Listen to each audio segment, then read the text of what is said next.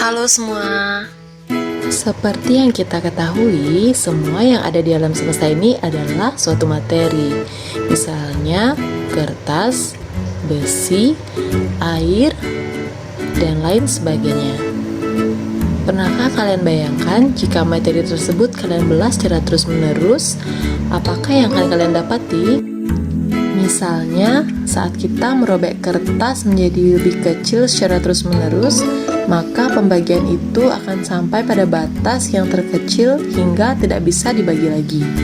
Jika kita membelah suatu materi secara terus-menerus, maka kita akan mendapati bagian dari materi yang disebut atom. Nah, ingin tahu lebih banyak tentang atom? Yuk, simak video berikut.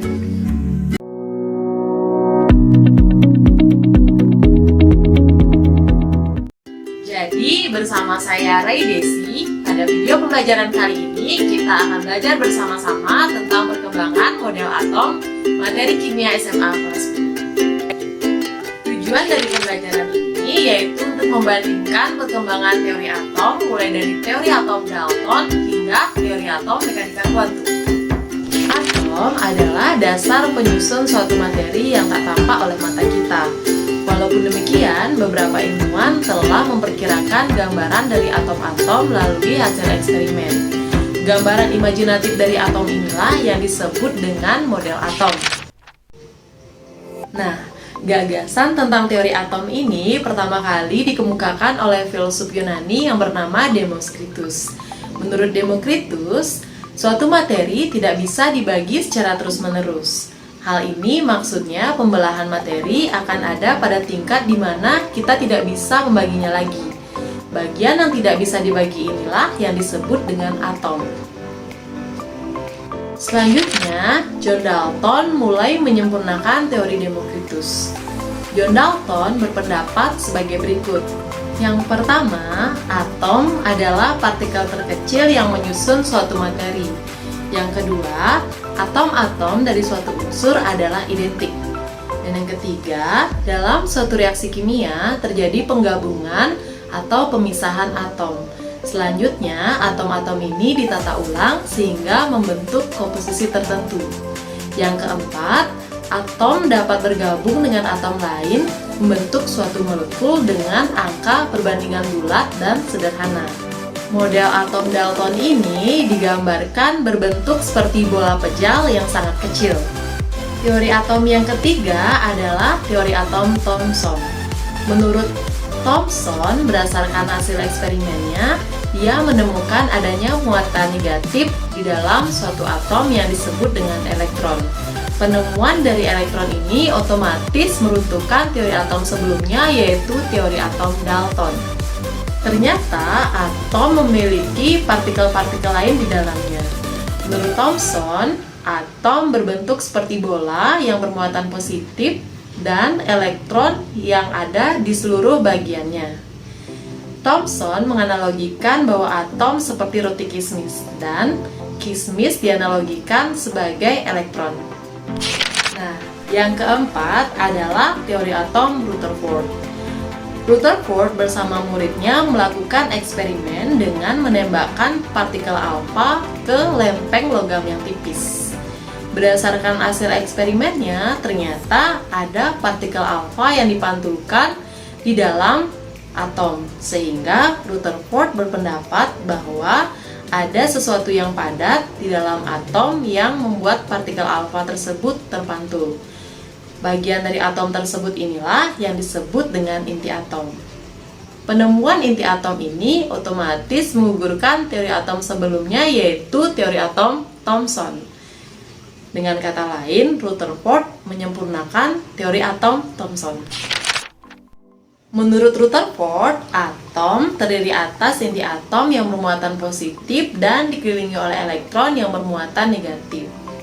Sebagian dari atom terdiri atas ruang kosong yang masanya berpusat pada inti. Jumlah muatan positif dan negatif dari suatu atom adalah sama karena atom bersifat netral. Namun, teori atom Rutherford tidak mampu menjelaskan elektron yang mengitari inti atom akan disertai pemancaran energi. Jika elektron terus memancarkan energi, maka gerakan elektron akan semakin melambat, sehingga elektron akan jatuh ke inti atom. Teori atom selanjutnya adalah teori atom Bohr. Bohr berpendapat sebagai berikut. Elektron memiliki inti atom dengan orbit tertentu. Selama elektron berada dalam lintasannya, energi elektron adalah tetap, jadi tidak ada energi yang diserap maupun dipancarkan. Elektron hanya dapat berpindah dari lintasan satu ke lintasan lainnya dengan memancarkan atau menyerap energi. Teori atom Bohr ini sukses diterapkan untuk atom hidrogen, namun belum untuk atom-atom lainnya. Teori atom yang terakhir adalah teori atom mekanika kuantum. Teori atom ini dikemukakan oleh beberapa ilmuwan, yaitu Broglie, Heisenberg, dan Schrödinger. Teori mekanika kuantum dinyatakan sebagai berikut. Yang pertama, atom terdiri atas inti atom, yaitu proton dan neutron, serta elektron yang mengelilinginya pada orbit-orbit tertentu.